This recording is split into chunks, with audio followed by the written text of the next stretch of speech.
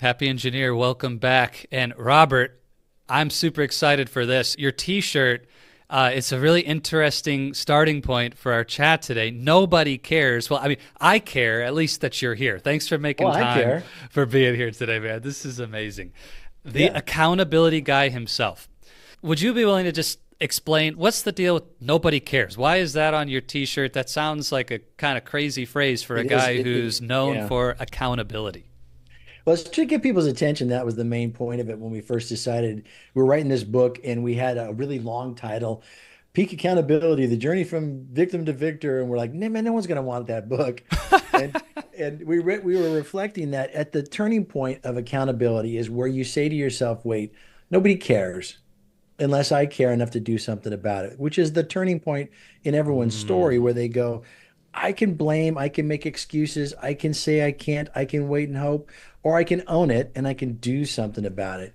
And that's that magical phrase that we had to apply to ourselves in our own journey. It's what I taught my young 15-year-old son to do and to practice when he was a young man in helping him to start to learn about accountability. And it's what I want people to say to their own life. Nobody cares until you do. And when you care enough to do Mm. something about it, you gain the power to change anything in your life. So it's really just to get people's Yeah. attention and start the conversation. Well, first of all, funny the truth behind what you said that the title of a book is so important. We all say don't judge a book by its cover, but wow, do we really judge Yeah, books we by do. their covers? So the turning point in our journey in relationship to accountability, but really then in our lives is when we go past that point of realizing nobody's going to care until I do. So, Robert, when did that moment happen in your life? Is there a place that you remember Yeah. where this really clicked for you?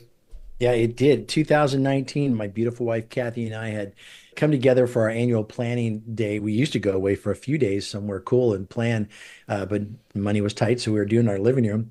And we were saying, look, we don't like our life. We looked at all the things that we were dealing with and we weren't happy with it. And it was this harsh reality of, look, we're not happy with our marriage, we're not happy with our health, and our finances. We owed $90,000 in debt. That did not include the Mm, house or the cars. We were dying. wow.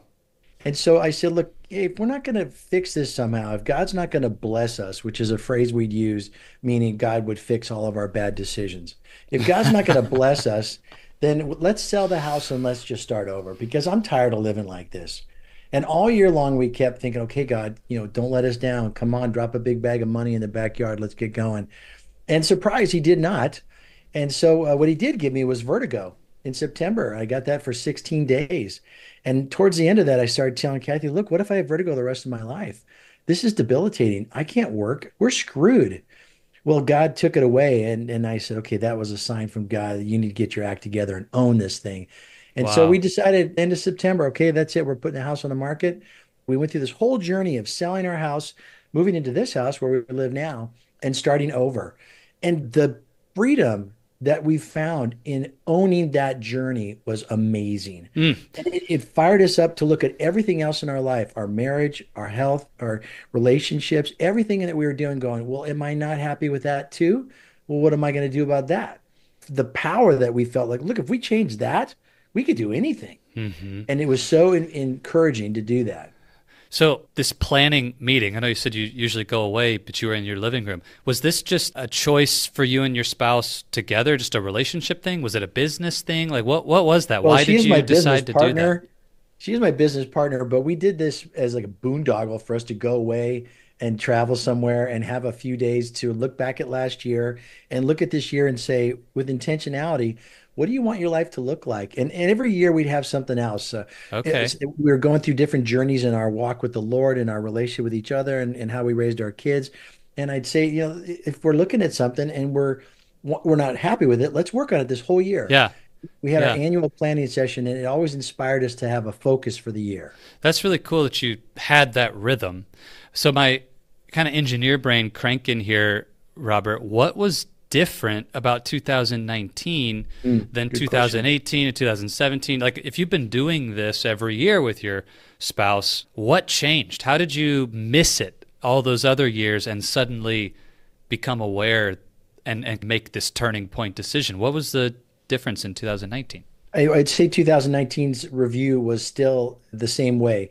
Let's look at everything we have and let's figure out what we're going to focus on. But we still felt self-limited by all the excuses and blames and saying I can't and waiting and hoping. So all year long, we kept waiting. Okay, maybe God's going to do some amazing miracle and we're going to get all this new business. And we're going to have all these things. Because, we had ups and downs in the business that was 7 years in business at that point. And there were some great years and some bad years, but we couldn't get ourselves out of this hole. And we were just kind of going along that same pattern. But when vertigo hit, I realized, look, nobody cares and nobody's Okay. going to fix your problems. And it was at that one moment that I realized I have to do something drastic to own this. And it was the first time we actually stopped making excuses, blaming, or waiting and hoping it was going to get better. And we did something about it. I mean, something really hard Mm, instead of just waiting for it to get better or yes. just hoping. We Yes. owned it. So the vertigo and the loss of control in your life, like this just, oh my goodness, if this stays, what are we going to do? Yeah. That Yeah, was a key it catalyst to your was. awareness. Oh, wow. Okay. So, what I'm intrigued by, and I want to relate this now to what you've discovered since then, but engineers are really systematic, really driven by process and habits and systems. And even in my coaching with engineering leaders, we focus on this mindset of upgrading your operating system, the way that you live and how you work. And we use some of that language because it resonates for engineers. But at the same time, you can become trapped in your own system thinking that it's working for you. You had this annual planning process, but it wasn't actually creating the life that you wanted because of the victimhood or the blame. What do you think are the traps? What keeps people stuck in that loop of thinking they're doing a good thing, like they have a good process, but the Yeah. process isn't actually working? The core to accountability is vulnerability. Now, people who work with you, they have a benefit because when you tell a coach, this is what I'm going to do, the coach can go, really? Okay, well, how's that going to work? And how's it going to align with the other goals that you set?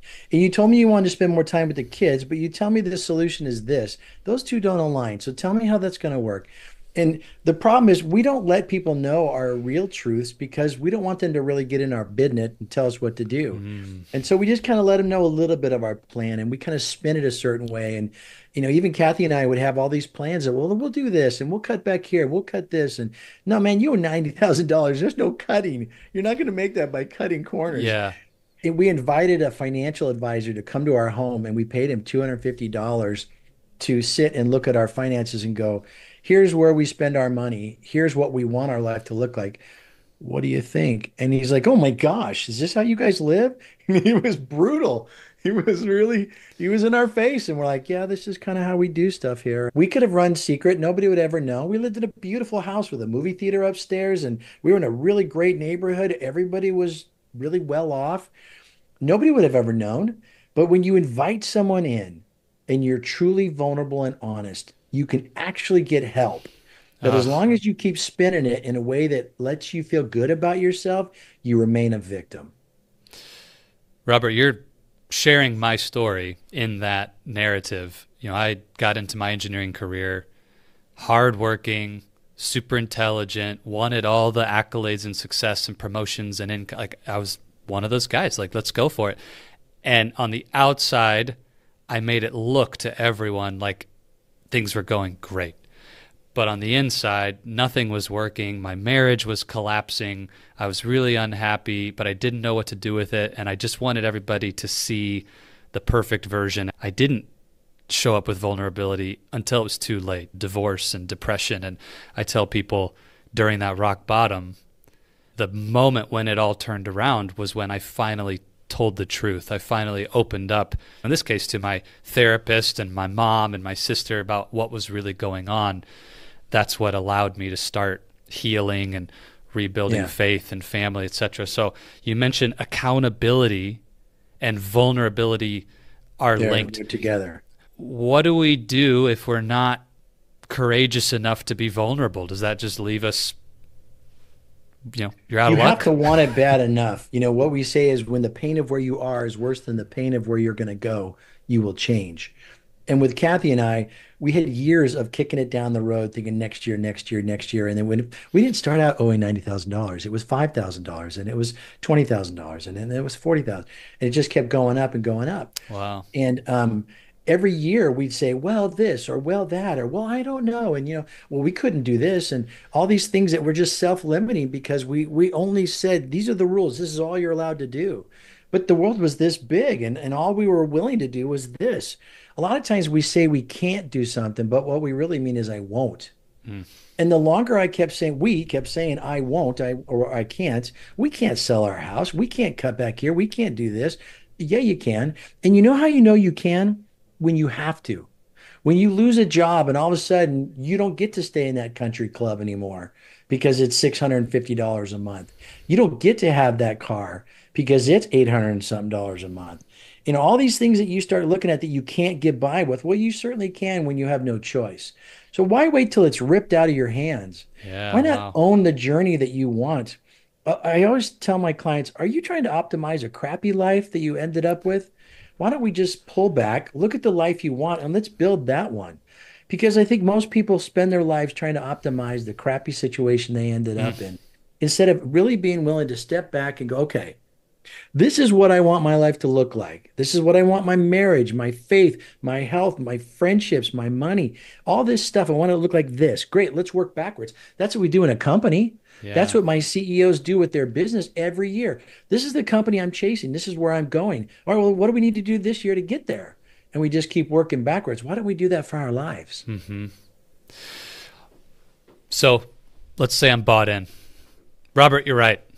I've been optimizing around the edges of an overall crappy life. I need to really buy in and be vulnerable, and I'm ready to make the change. So how do I do it? Where does that actually begin? And if you're talking about accountability in particular, what does that look like? How do we Yeah. step into this?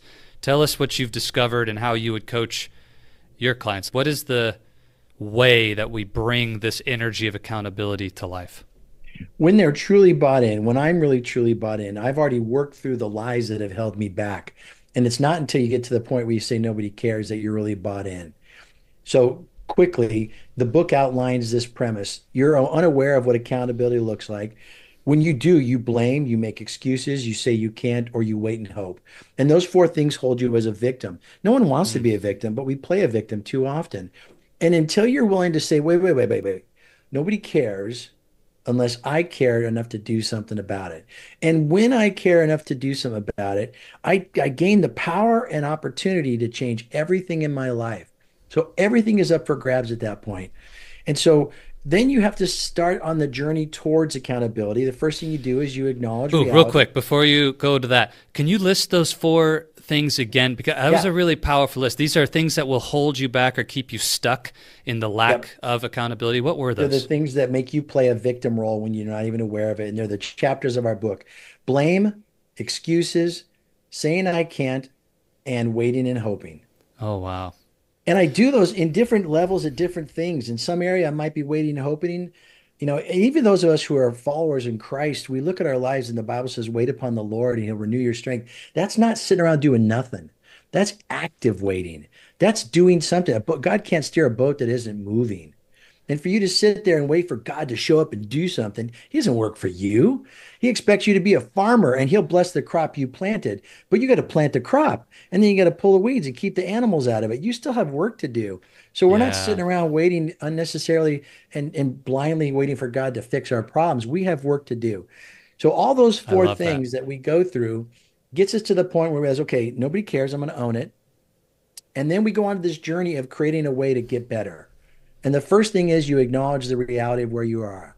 We acknowledge that we had equity in our home and we could sell our home and use that to pay everything. The second thing you do after that is you embrace the suck.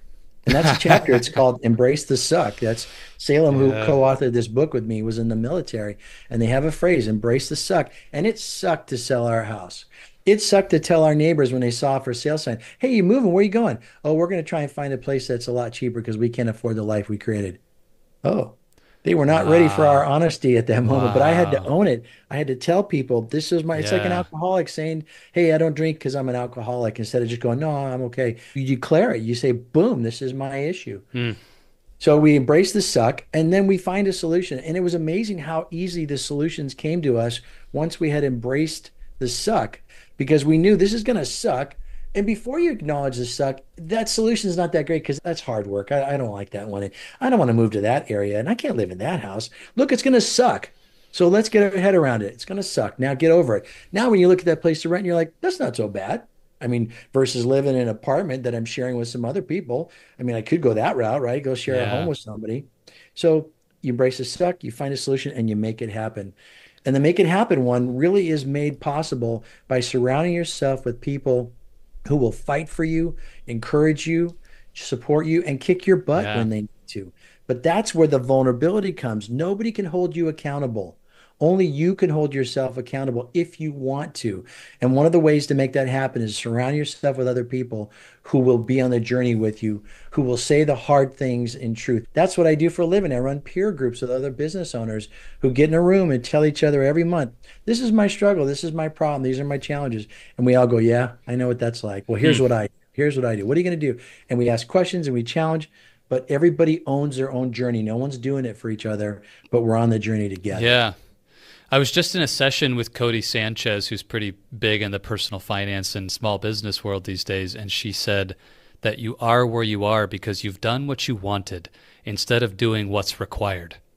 And Mhm. that reminds me of what you just are talking about in these steps, Robert. It's like, even if you're willing to embrace the suck and find a solution, you still got to do what's required. You got to make it Yeah. happen. And we Yeah. end up in these unhappy, unpleasant situations because we've up till this point done the easy thing or done what we've wanted or Look what that got indulged us. beyond our means, and look where it got us. Yeah. So something you said triggered me because it's not the way I would frame it, and I want to dig into it. You mentioned nobody can hold you accountable. Right. I'm a big fan of accountability partners, and I leverage my accountability partner in a big way. And I encourage my clients to have relationships built around accountability. I don't know that we're at odds with it, but I want to hear your perspective. How does what you just said, that nobody can hold you accountable, relate to the community aspect that you were talking about and Sure. being surrounded? What is an accountability partner, and, It's a and great how is question. that different from what you just said? And in the concept of accountability, nobody can do it for you. So I can't make you accountable, but I can ask you questions. I can encourage you. I can check in with you, but you could lie to me. And a lot of Mm. times in our journey, I have lied. How are things going? We're doing good. We're doing good. Well, great. What are you working on? Oh, things are good when they're not.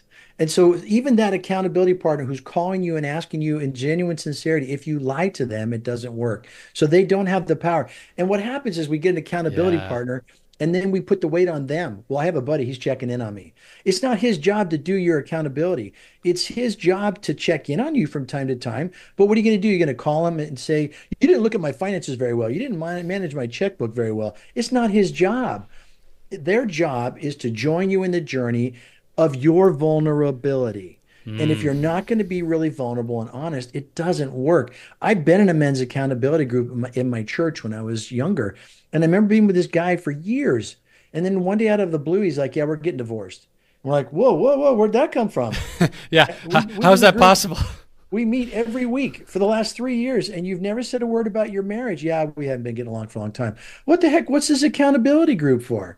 And so I think we take the heat off Wow. ourselves by being in some place where we're in an accountability group with an accountability partner. But if you're not truly doing it right, Yeah. which is vulnerability and honesty, connection with them to that level of vulnerability, it doesn't work. Yeah. I really appreciate the clarity there. And I totally agree that at the end of the day, you are responsible for yourself. We use the phrase radical responsibility at Oasis of Courage. When I describe the dynamic of an accountability partnership, say, look, first of all, there needs to be an equal commitment to your own journey. Like, you need to be committed to your growth. That person needs to be committed to their growth.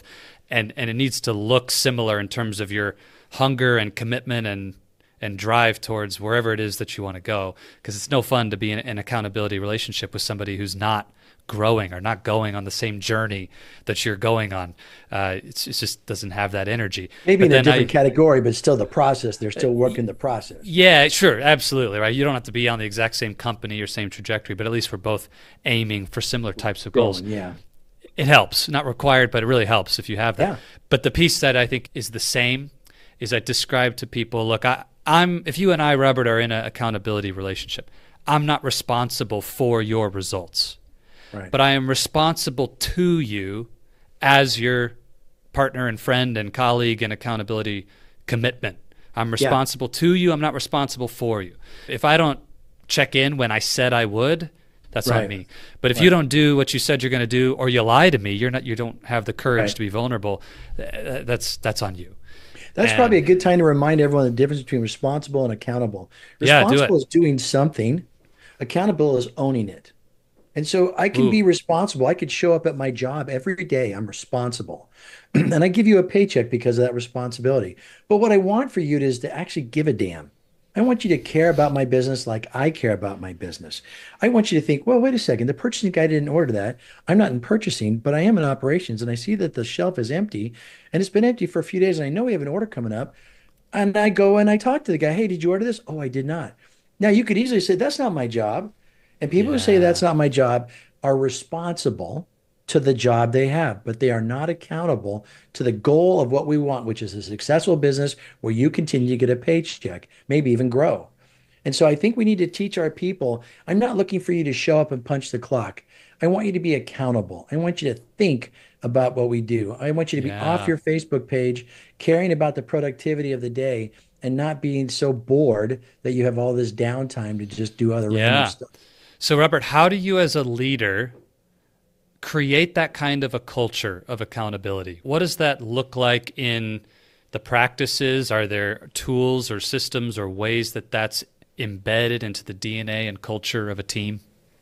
You could teach the principles of accountability to each person, but again, they're responsible to be there and listening and learn it. And then they're accountable to what you expect of them. And if they're not, then they can't be a part of your team.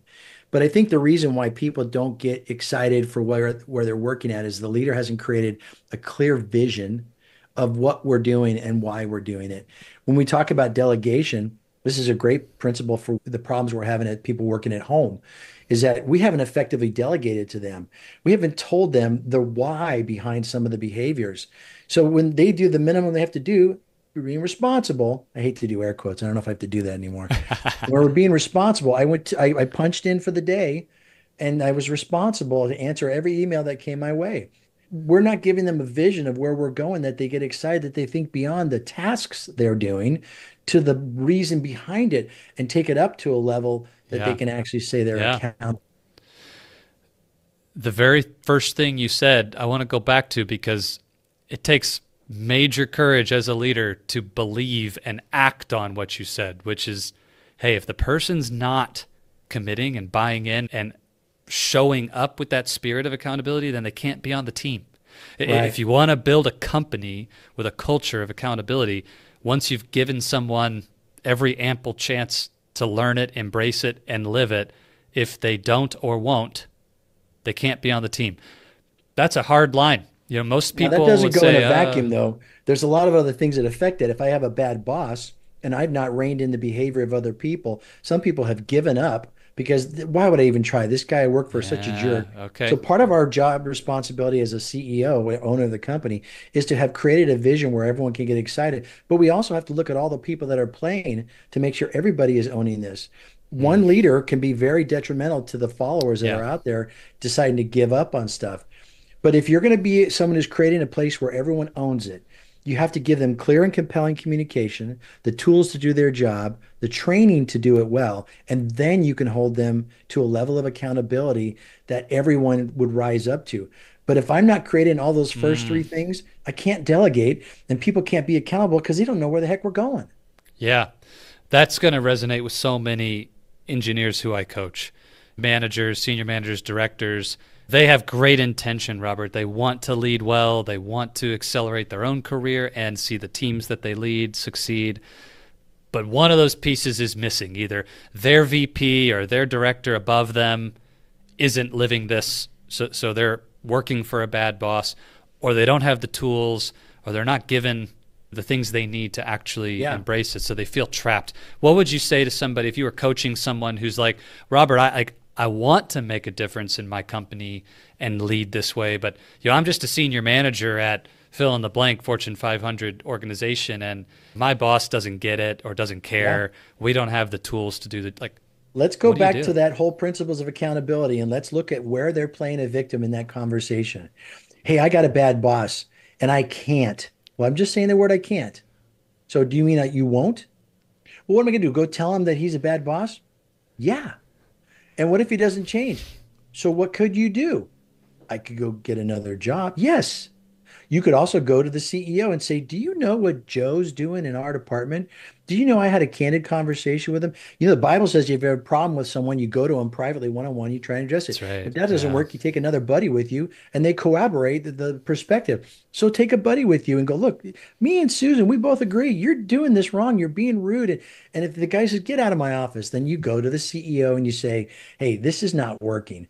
And because of this guy, we're thinking of leaving this company. So I just want to let you know that. And then if the CEO goes, I don't care, great, go find another company. But what you can't do is stay there as a victim and go, I've got a crappy company with a crappy culture, with a crappy boss. Why are you working there? I love this. So back to the things we do that block us from really living accountability. It's going to show up there again. This little simple framework you shared, I know this is a total sidebar, but this is really powerful for someone who is struggling in a relationship at work, colleague, boss. They're stressed about it. They're anxious about it. It's not working. It's toxic. It's bad for whatever reason. Go have the one-on-one conversation, the courage to be open and vulnerable. If that blows up in your face or doesn't go well, bring someone you trust, another colleague, or it could be HR, into that conversation. Have the conversation again. And if that also blows back, now you have a reason to say, let's skip level or let's go above and actually have the conversation. I think a lot of people don't want to do those first two steps. They just want to go straight to their boss's boss or straight to somebody and complain about having a bad leader. So I really love that piece. If somebody's scared to have that first conversation, Robert, what would you encourage them in? How do you confidently go in and not be a victim, but also handle that in a way that's likely to be impactful or with grace? What does that look like? Each person has to have their own version of what motivates them to do something. No one can motivate anybody, but you can create an environment where someone will self-motivate. If you can't get the kind of support to build the team that you're looking for, imagine your options. And if you're going to leave, do you care enough about that person to want to help them? Can you show enough love to that human to push past your fear? And if you don't really want to be there, then you can go. But, maybe that person's going through a divorce. Maybe that person's kid has a disease and they're trying to get through the journey of that. Maybe they've been in a really tough relationship that just they bring it to work every day. Where does your willingness to love other people empower you to care for someone outside of your own comfort zone, which is another word for fear? And so if you really care about them, then be willing to go and invest in them. And, if you lose the relationship and they're just a jerk, man, you don't want to work there. Go find another job. Well, I can't afford to work so much. Yes, you can. I'm telling you, you can, because when you get fired, you do seem to get by and find another job. You do seem to get by without any money. All these fears that we throw on ourselves, I can't. It's not true. I don't want to. I don't want to go without money. But when I've been out of a job for a year, somehow I got by. And so why not just take ownership of it and live the life you really want? Come on. This is so good. You're taking me to a call I had with an engineering senior manager this week, Robert, and she is burned out. She is stressed out, anxiety and fear, and just nothing in her life is working. And we got on this call, and I thought we were going to get lost in the muck and mire of how terrible the whole situation was. There's so many winding roads she took me down, and I finally said, well, look, are we ready to take action to do something about this? Here's the plan. Let's lay it all out. She was getting so excited about this opportunity to take action and make a change. And then said, okay, well, we're going to meet at this time for our next session. And she said, oh, no, I have a meeting at that time. I can't do it. Actually, I have meetings all day. I can't do it any time. I can't. And like immediately fell into this trap and just said, you know what? I just don't think it's going to work to do coaching at all because I just can't fit this into my schedule. And it was amazing how fast just fell right back into the exact pattern of thinking and behavior and victimhood that created all of that garbage in the first place and wouldn't take action because I can't skip one meeting. It's like, well, and that's you. That's your role as a coach to have to get people to a place where they can go, do I want this bad enough? Because you can't make anybody do anything. And again, this is where accountability only works if they want to be accountable. But she has to have enough vision of why she wants something and enough pain to be willing to change it. You probably do the same thing as I do as a coach. I never tell people what to do. I ask them, what do you want to do? That's right. And if you ask her, well, what would it be like to leave? What would it be like to stay? What would it be like if you miss this meeting? And if they're locked up, man, you can't make them. You're gonna have to wait till they're ready. When the pain of where you are is worse than the pain of where you're gonna go, you will make the change. And I guess she doesn't have enough pain yet.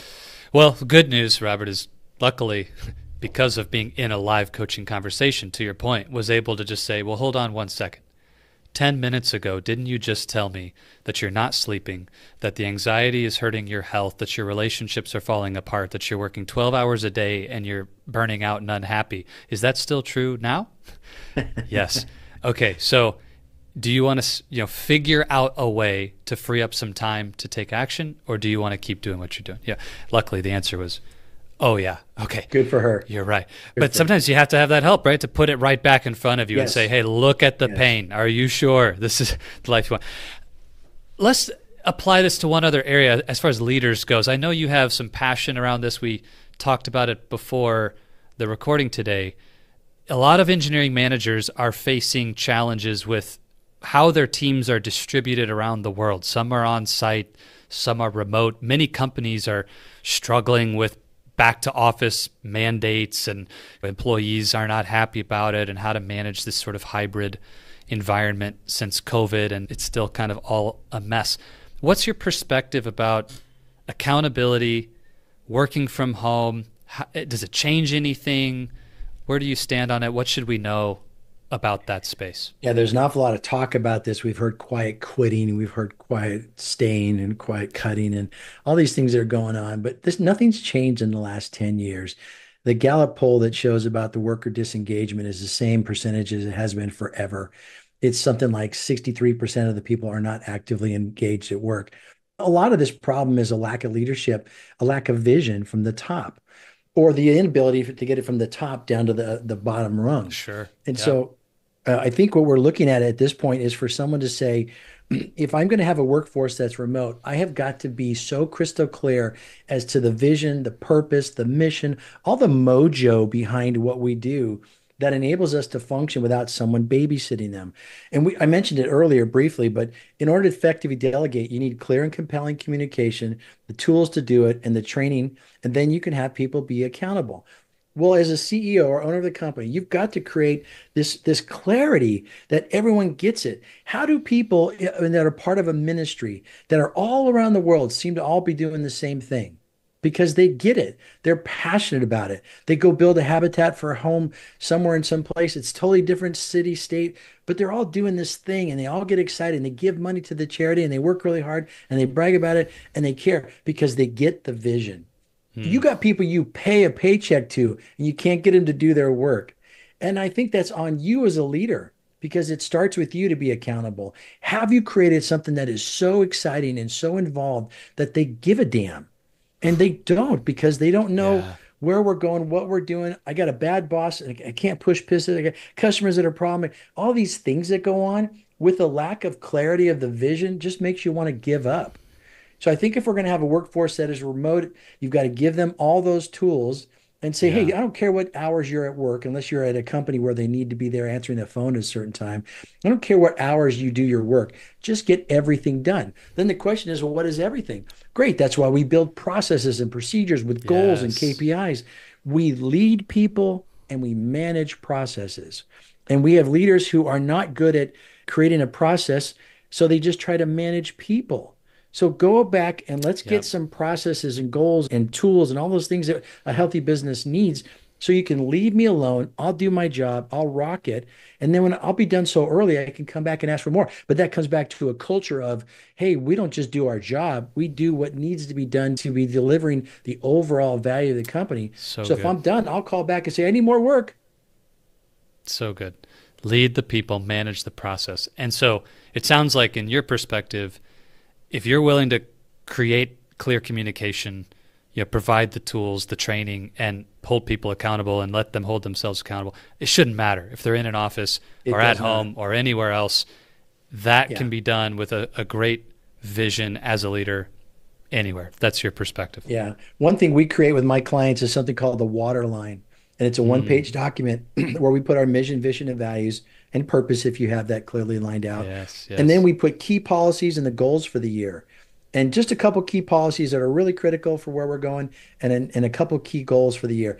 And then we give everyone in the company one page. And anyone in the company can make a decision at any time, knowing their job, knowing the policies and procedures we run. This tool is the I'm not sure what I should do question. Okay, well, if it's above the water line, I make my own decision. If it's below the Yes. water line, I call you. Go But get we're help. freeing up people to get things done quicker and move through decisions because we've added enough clarity of the why and the way we do things. We're making it so clear. Everyone can be super productive because we've created this tool that moves past any kind of vagueness to a place of getting things done. So good.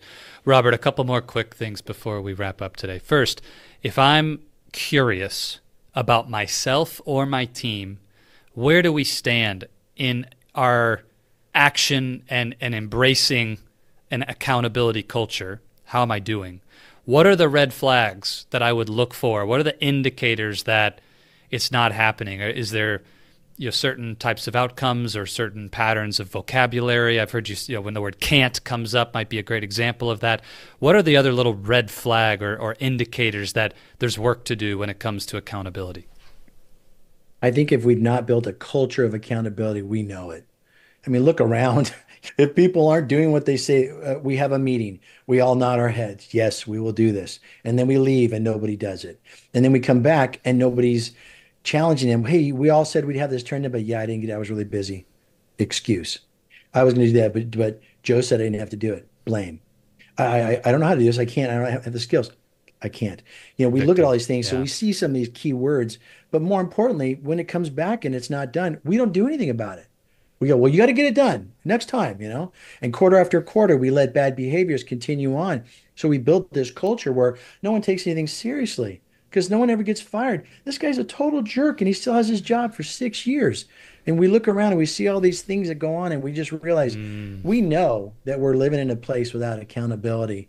I don't think it's a mystery. I think the bigger question is they don't feel empowered to do anything about it. Every company out there struggles with accountability. Every company does. Not a single company doesn't. The question is, what are you doing to proactively build a culture where people want to be accountable? Whew. And that is an effort that we can do. It's not hard, and it totally makes us more productive. Imagine every one of your employees being 25% more productive. How much more would that put on the bottom line? It'd be a fortune. Yes. So if you take the time to go and chase this and learn it and teach it and embrace it and do it, you'll make so much more money. It'll be sick. I love this. I'm fired up by this. And one of the things I'm passionate about is the reason I coach engineering leaders. I believe that the biggest problems in the world will only be solved when we unlock the biggest unused asset in the world, which is the potential of all these leaders who are in environments or for themselves living without accountability, living below their potential, all that unused energy that's pent up in bad systems and bad processes and bad leadership and lack of vision and all these things. And accountability may very well be like one of those catalyst pieces to unlock everything. It is. So I've seen it with my clients. We've been living it out with in our peer groups for the last 5 years. It is real. We watch it. We call each other out. We're honest and challenge each other. It is super clarity and it's super powerful. Robert, if someone wanted to shortcut to that first step of acknowledging reality, obviously getting a copy of your book, Nobody Cares Until You Do. Read it, embrace it, get help from Robert directly. Of course, a great idea. But you mentioned these steps: acknowledge reality, embrace the suck, find the solution, make it happen. Is there a simple exercise or something you would recommend somebody could do to just sit down and begin creating some inertia towards that first step of acknowledge reality? The easiest thing is to take an assessment of where you are and look at those traps that you may fall into. If you go to nobodycaresbook.com, that's our website, and in there's a satisfaction assessment that you can take for free. You don't give us your information. We don't want to send you an email, but we want you to have this assessment. Go take the assessment and be totally honest. Be radically honest. Nobody will see it. You don't even have to print it out. You can just look at it and then delete it. Okay. But if you're honest with yourself, how happy how satisfied are you with your sales department, with your finance department, with your marriage, with your health, with your faith? Write them all out and look at them and be honest with yourself and go, in light of the way I thought my marriage was going to be when I first got married, here's how satisfied I am. In light of how I thought this job was going to be when I took that job, here's how satisfied I am. And then based on that, then ask yourself, okay, now what am I going to do about it? And if you go to blame, make excuse, say I can't, or wait and hope, you know you're in a trap. And that's the first step towards moving past that. It's not hard to figure out. You just got to want it. And the only thing that's going to make you really do it is if you share it with somebody. Share it with Zach. Call Zach up. He's your coach. Zach, here's what I said. Here's what I have. I don't want to deal with this, but I know I need to. And show him what it is and talk about it, or your spouse or your coworker or your best friend. But let someone be on the journey with you, because otherwise you'll just put it away and you won't do anything about it. That's the first step. Amazing. Would you share the website again if anybody wants to take action on that, and where they can connect with you and your work and everything, your book? How can people find you, Robert? Yeah, the easiest thing is nobodycaresbook.com. That's our website. My contact information's on there. I'd love to hear people as they buy the book there. It's a workbook, so you apply it to your life. So when you start the journey, send me an email. Tell me what your journey's looking like. Tell me your satisfaction assessment. I don't know you. I'm not going to judge you. Just send me a copy of it. Let's just talk, and I'll support you. I genuinely read every single email that comes in, and it's important to me to be available for you. That is the easiest way to get a hold of me. I also have a unique URL for your podcast, which is nobodycarespod.com. And anyone who fills out that contact form and puts in the code word happy engineer, then I will send a copy of my book so that they can have a free copy. The first 2 people who fill out that form. Wow, what a generous offer. Okay, Happy Engineer, the first 2 people, so be quick. I'd encourage you to jump into the show notes. We're going to put the link that Robert just mentioned. If you're one of the first 2 to send that in, you'll get a free copy of the book. I'd encourage you to do it regardless. Ask any questions that may have come up for you and get connected with Robert and his work. What a generous offer. That's tremendous. Robert, this has been incredible, and I'm excited to hear your perspective on this last question, because it's so closely related to the spirit of accountability. As a coach, and you know this in the work you do as well, we talk a lot about how questions lead, the answers follow. It's the same in engineering. Questions lead, answers follow. Everybody's looking for better answers, but sometimes we forget to ask better questions. Yeah. So, Robert, what would be the question that you would lead the Happy Engineer with coming out of our chat today? It's the question I ask all my clients when I first meet them. Are you living the life you really want? And if you're not, what are you willing to do about it? This is not a one of those phrases where you just get rich scheme, or everybody should have whatever they want in life. I know life is full of challenges. We live in a broken world with fallen, broken people and a broken system. I get it. And we're all going to die. Oh, blah, blah, blah. But the reality of it is, you have more power and authority to make decisions over your life than you ever imagined. And it starts with you owning it. And when you own it and you don't make blame or excuse or push it off, you have this amazing power. So if you're not living the life you want, why? And then let's work on that. Amazing. Are you living the life you really want? Sit with that, Happy Engineer. Be honest with yourself. and let's get started on the journey. Robert, thank you so much for your generosity today. Just want to acknowledge you and your work, your incredible book, the coaching you're doing, the lives you're changing through a really important message of owning it, stepping into accountability and vulnerability and everything we talked about today. Just pure gold. Thank you so much for being here. Thank you. We'll have to do Thank it you again so sometime. much. Yeah, I appreciate it. It's been really wonderful. Thank you.